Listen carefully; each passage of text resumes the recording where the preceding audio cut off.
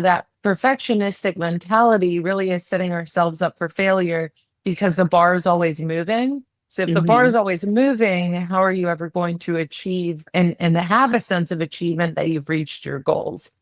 Welcome to the Mindset Mirror Connection podcast, the podcast where we debunk the eat less, move more, shrink more mentality and focus on what really matters, which includes your relationship with your body, food, self-worth, and the behaviors that align with all of those. I'm your host, Christina Hathaway, licensed therapist with specialized training in food and body obsession, certified personal trainer and nutrition coach. At the Mindset Mirror Connection podcast, we believe what you say in your mind, you see in the mirror. So let's have a conversation about that. Before we get into today's episode, I want to make sure you subscribe to this YouTube channel. Also, if you don't want to miss any content that's being dropped, make sure you hit that notification bell as well. I also want to know who are the people you want to hear from on this show and what topics would you like me to continue to cover. Thank you so much for your continued support. Now, let's get into the episode. Welcome back, guys, to the Mindset Mirror Connection. Today, we have the biggest treat for you, Dr. Brook Choulet, the Performance Psychiatrist. That is trademarked by her. He is the founder and CEO of Choulet Performance Psychiatry and president of the American Board of Sports Performance Psychiatry, which she is one of 7 founding members. Dr. Choulet specializes in working with high-achieving executives, athletes, professionals, and their families to achieve mental excellence and enhance performance in life through concierge care. He is the contracted sports psychiatrist to my Arizona State Sun Devil Athletics with over 650 D1 student athletes. He also is the lead mental health clinician for the US handball team and is listed on many mental health directories for the NBA, the NFL, the USS, the USO, and the MLB. Dr. Choulet's expertise has been pivotal in shaping mental health programming in sports at its highest level, and she has worked for 2 seasons as the consulting team psychiatrist for the NBA's Phoenix Suns and WNBA Phoenix Mercury. Dr. Choulet is a trusted voice in media who contributes regularly to Forbes Sports Money and sits on the Forbes Health Advisory Board and the advisory board for Athletes for Hope. I am so excited for Dr. Brook Choulet. So let's get into it. Welcome, Dr. Choulet. I'm so excited to have you here on the Mindset Mirror Connection podcast. Thank you for having me today. I'm excited for this conversation. Yeah, I am too. As the intro had stated, you have such an amazing resume, and I think that our listeners are going to benefit so much from your knowledge and expertise. So I am really, really excited. Just to start off with, I'd love to hear about your journey and what brought you into performance psychiatry specifically. So if you'd like to just share a little bit about your story, that would be great.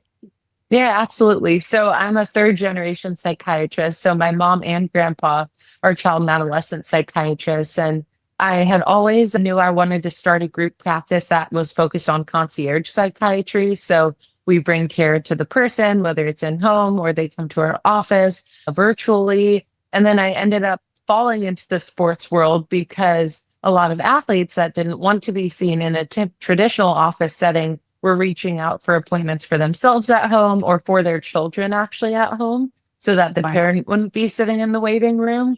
And so I started this group while I was still in training and grew the group to 10 clinicians over the last 4 years. And I'm really kind of happy with where we landed. But the reason you mentioned it's performance psychiatry and not solely sports psychiatry is we really do see that overlap of the executives, whether it's females, males working in like high stress corporate jobs or founders, entrepreneurs, having very similar issues to the pro athletes we work with. So that is why we trademarked the term performance psychiatry to really best describe and encapsulate who we help. I love that so much. And a lot of the women who listen to this podcast are in those executive high level positions. And so I think that's a good segue into my first question. When it comes to mental traps, right? And that of the athlete and the high achieving lady, that's what I'm just going to call her for this conversation. What overlap do you see? What are the mental struggles you often see for these high level individuals? I think one big thing, especially for women, is that feeling like you need to have everything figured out and that everything needs to be perfectly in balance, right? And I absolutely hate that term work-life balance because it does imply that there can be a balance struck between your work and your home life. So what I really like to talk to people about is achieving optimal work-life integration, where yes, Mm. maybe on this week you need to pivot to focusing more on work and then you pivot to focusing on family, but really interweaving your personal and professional life in a way that aligns with your values and your morals and your goals. So to me, I see a lot of women struggle with that must achieve everything mentality at all costs, which then can end up sacrificing our own well-being, which then leads to an unsustainable pattern for success, right? At some point, you're going to fizzle out. Yeah, I call it toxic resilience, right? Trying to do everything we can, the cost of ourselves. And we will see that burnout, which ultimately is going to lead to us not performing in our careers, with our families. And I think that's so important for our listeners to hear. I mean, as someone who is working with individuals who, again, like we talked about, you working with the Phoenix Suns and WNBA, these are high level athletes. And I'm guessing you're even teaching them some of these concepts. And what I like to say is that for the listeners, they've heard me talk about this boombox mentality, where the old school boomboxes each had like a different knob. But when we're talking about self-care, we have a nutrition knob, we have an exercise, we have a rest and recovery, we have a stress management knob. And depending on what we have going on in that week, whether it's a deadline, a presentation, we're going to just adjust those things so that we can focus our energy to where we need to focus it on, rather than this all or nothing mentality of like, not only am I going to have this presentation, but I'm going to get the 5 workouts in, I'm going to eat perfectly, and I'm going to, and I love how you create that balance and say, okay, we need to have some attention here. A lot of our attention is going to be focused here, but then also once that thing is completed, we can focus it elsewhere. I think of it as a pie. We think that women are like, no, I'll just bake a new pie. It's like, no, we only have 100% to give ourselves each day. And so speaking of that, how do you see that perfectionism showing up with the executives that you work with? And do you see a difference between men versus women in regards to perfectionism, and or that, what you called it, work-life integration? Am I getting that right? Work-life integration. Yeah. How do you see the difference between the sexes? Well, I think women tend to be more externalizers versus men are more internalizers. So with perfectionistic men, we tend to see more irritability, right? Because they're not happy with themselves. They're internally self-critical. They feel like there's still more work to be done to be the best. And that can result in irritability, like compassion fatigue, things like that. Whereas with women, it might be more externally noticeable, right? They're talking to their friends about it. They're so frustrated. Maybe they're getting into more conflicts with the people around them. And so that perfectionistic mentality really is setting ourselves up for failure, because the bar is always moving. So if the bar is always moving, how are you ever going to achieve and have a sense of achievement that you've reached your goals? So I talk to people all the time about, what are your goals? What's your definition of success? And a lot of people can't answer that question because they haven't really thought about it. And I then say, well, how are you ever supposed to be happy or feel that you have achieved some sort of goal or achievement if you don't know what you're trying to reach for? So I think that's a really important concept, is for all of us to define, what is it that we're actually working towards big picture, so that we can celebrate the small wins along the way rather than just remaining self-critical. Right.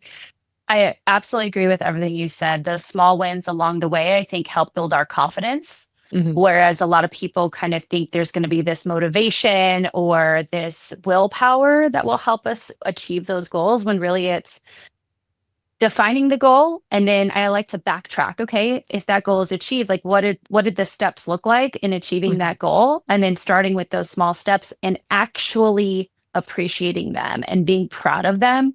I think is the high achieving women that I work with, they really struggle with like sitting with those feelings of being proud and being happy that they did something, because they're so goal oriented and so future focused that they have a hard time being grounded in this moment and feeling good about the small steps that gets in there. So I'm glad that you said that.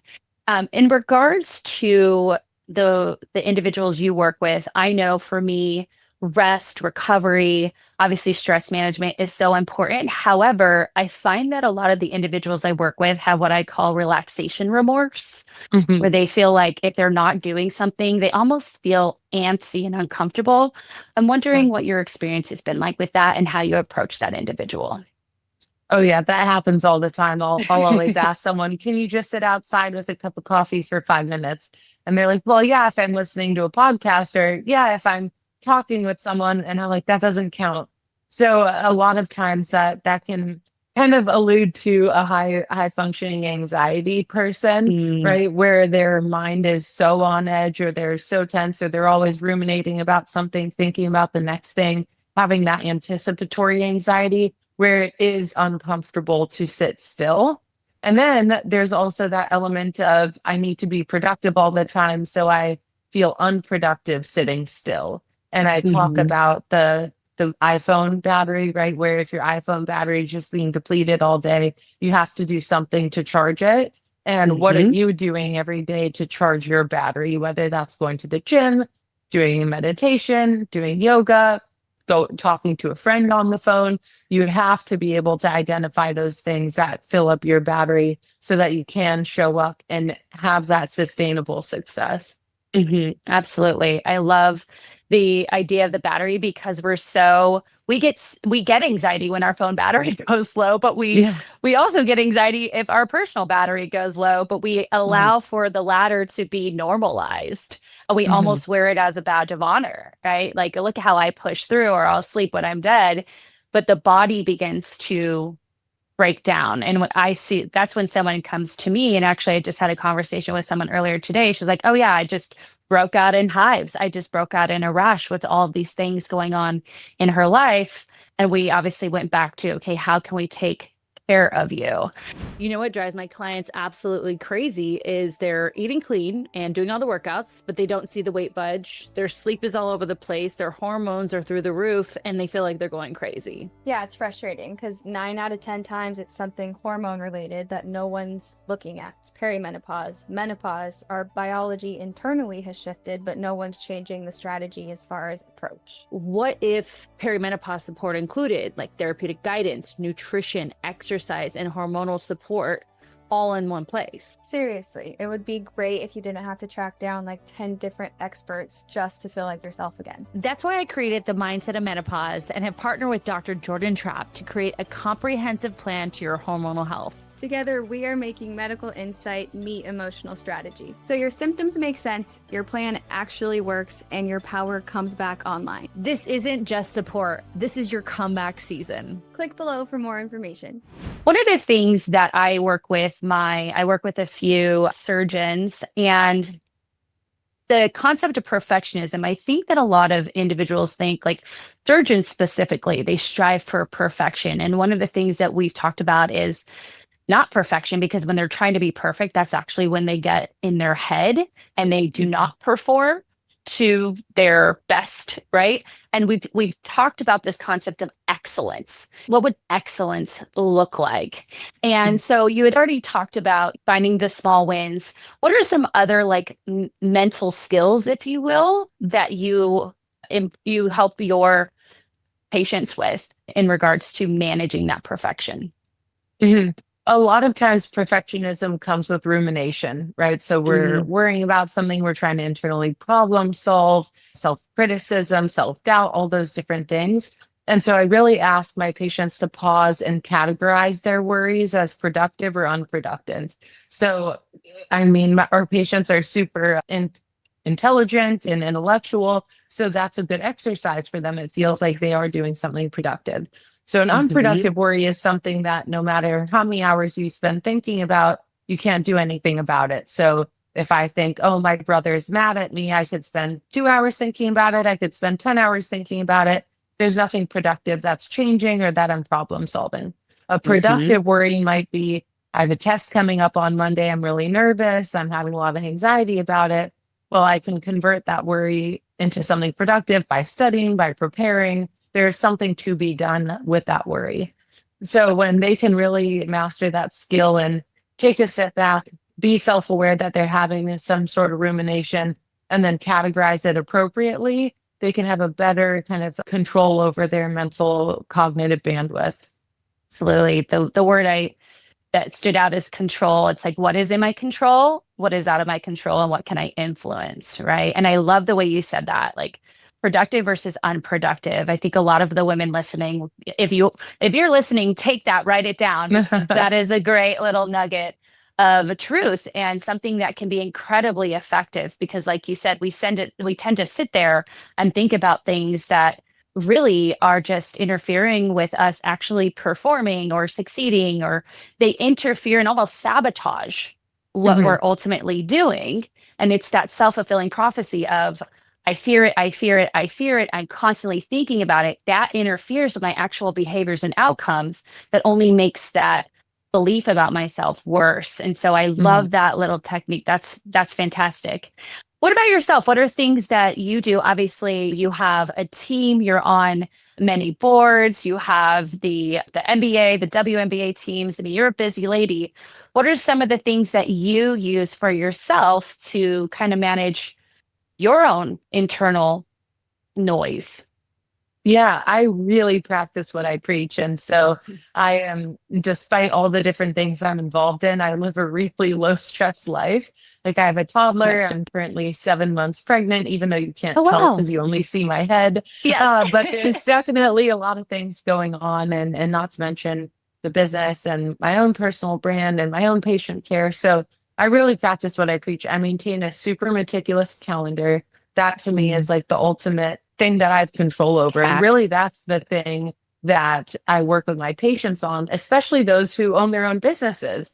They feel like their calendar runs them. And I'm like, no, you can actually be in charge of your own calendar. So really feeling like you have control over your day is a big one. And then just having enough time, allocating time to do the things you need to do. So I really practice time blocking, and I encourage my patients to time block. So instead of just having a to-do list of 50 items, actually putting in your calendar from 8 to 9 a.m. I'm working on this, from 9 to 10 a.m. this, so that it actually feels like you're moving through that rather than, oh my God, my whole day is filled. And then I have this separate list of all these things to do. So for me, control over my calendar and time blocking really helps me stay low stress because then I can disconnect when I'm not working. I love that. I was going to ask for examples of how you help people with their calendar. Yeah. So you went right into that. I like to talk about the Eisenhower matrix with some of my clients of like what's urgent and important and getting that done first. And then the other steps, doing that afterwards. A lot of people who are listening might say, okay, like I put all of my work on my calendar, but I'm guessing when you're talking about time blocking, you're also talking about time for yourself. Do you add that to your calendar? So like a workout or whatever that looks like? Yep. So if you don't make time for it on the calendar, it's not going to happen. So I live by Dan Martell's book, Buy Back Your Time, and he talks about the perfect week. And that was my New Year's resolution, so to speak. And I've stuck with it since January 1st. I have a very meticulously organized general calendar where Monday through Wednesday, 10 a.m. to 4, I see patients. But in the mornings, I have time blocked for social media review, for partnership development, for gym time. And then Thursday, Friday is solely external meetings from 10 a.m. to 2 p.m. And then from 2 to 5 on Thursdays and Fridays is personal time and appointments. So I really don't schedule any work during that time. So the thing that people make the mistake of is they're like, yeah, I have this availability and I have this calendar, but today at 4 o'clock, I'm free in my personal time. So I'm going to shovel in this client call that needs to happen or this or that. And so that's no longer the perfect week. You're just shoving in things that shouldn't be in that allocated time block. So you really have to put everything in that time block and stick to it. And stick to that boundary.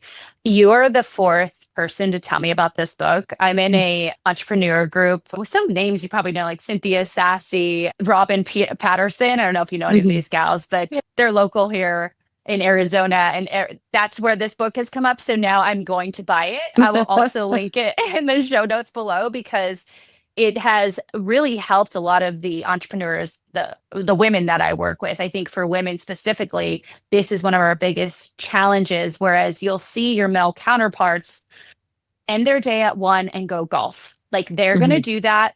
Don't have any, I don't want to say they don't have any cares, but they will have that time for themselves, and you're still at the office until 10 p.m. And for the women listening, like this book has been, I will read it with you. Maybe we'll do a like book club on it, but it has been recommended by so many people that I trust. So we'll definitely link that. In regards to, we'll say, trends, if you will, around mental health and performance and burnout, especially since we all came back from the pandemic and everything. So in regards to trends, I see a lot of trends, a lot of hacks that people want to do in regards to nervous system regulation and mental health and somatic, all of these things. They're not rooted in science. They're not rooted in experience. Do you experience that with the performance psychiatry or any sort of mental health trends that tend to stand in the way of your clientele? I would say I'm seeing some productive trends in terms of the athletes and executives that are utilizing things that are both mental and physical recovery strategies like cold plunge, sauna, tracking of their heart rate variability with whether like a Whoop or an Aura ring. So I would say that there is more biohacking and trends towards wanting to collect data, which is interesting. Because at some point it could be helpful, at some point it could be more hurtful if all of a sudden you're obsessing over some of these numbers. But I do think there are more productive trends in that people care about their recovery and they see recovery as something. I kind of like the word recovery over self-care because it's less foo-foo. But I think people are seeing an uptick in interest in recovery and developing recovery routines and strategies that are productive. So whether that's meditation, breath work, really mastering your heart rate variability, I think all those things are good trends that I'm seeing. Yeah, I gave a face when you said heart rate variability because mine continues to be low. I track it. I have my Aura ring, and I'm tracking it because I'm trying to understand my cycle because I had a hysterectomy at age 35 and I still have my ovaries. So I've been tracking it and it's just always low. And I'm like, I don't feel stressed. I do all the things. So it's kind of right now, hopefully we get it under control. You had mentioned something that I wanted to come back to, the combination of the psychology and the biology, right? So we're seeing people do things to help manage their nervous system to get more like data and feedback. Do you notice that in the higher level, like in your athletes specifically, that they're more attuned to rest and more open to rest and recovery than maybe, and let's talk about the female executives, than the female executives? Do you see that they're more invested in that than the gals that maybe you work with on the executive level? 100%. Because if you think about an environment like the NFL, the NBA, MLB, they don't just practice, right? Like, I think that's the thing a lot of people think is that these athletes should show up to practice and go home.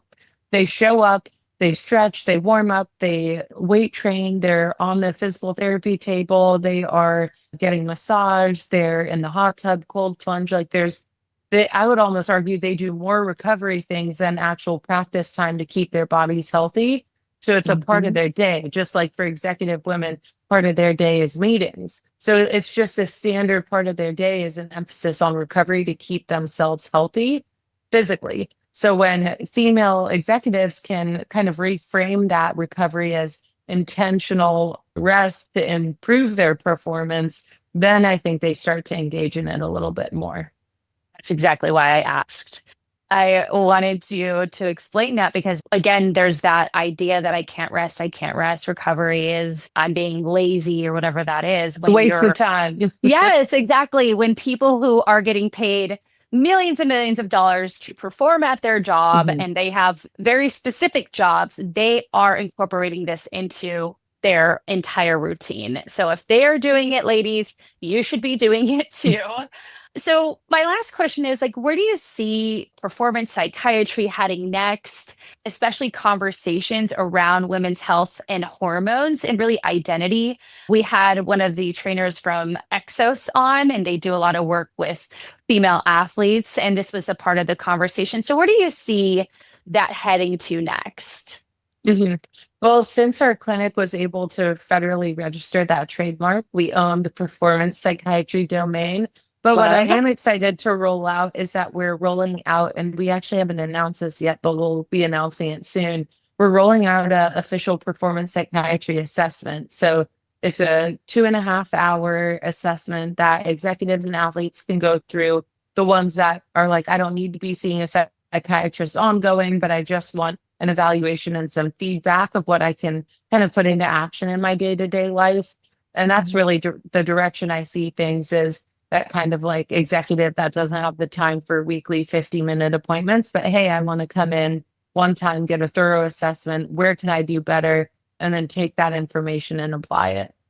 I love that. I absolutely love that. I'm someone who had a diagnosis of like late onset ADHD, and I know a lot of the gals that I work with Mhm. have similar symptoms, and we don't have time. We don't have time to go and see someone every week or even talk to someone. Even therapy can be hard for a lot of my clients. And so having that kind of, think of it as a plan, a timeline, or just saying, hey, this is the next best steps. I love that. Mhm. So with that said, where can people find you? Because again, a lot of the ladies listening, well, I do have a question. If they are out of state, will they still be able to access that assessment?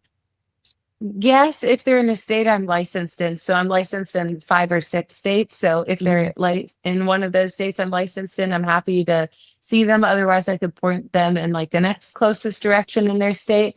But people could find me on my website, brookchouletmd.com. The email address and phone number listed do directly come to me. So you could contact me through there. Amazing, amazing.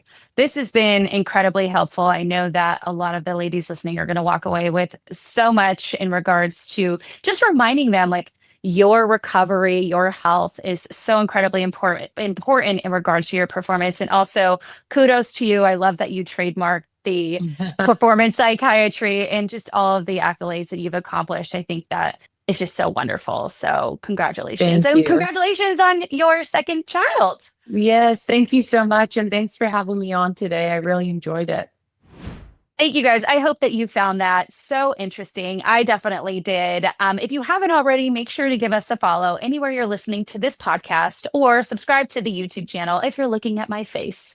If you haven't already, we love 5-star rating and reviews. So if you want to write a review on Apple Podcasts, that would be wonderful, or just hit those 5 stars on Spotify. Other than that, I'm going to leave you the same way I do every single episode and remind you, what you say in your mind, you see in the mirror. Bye-bye.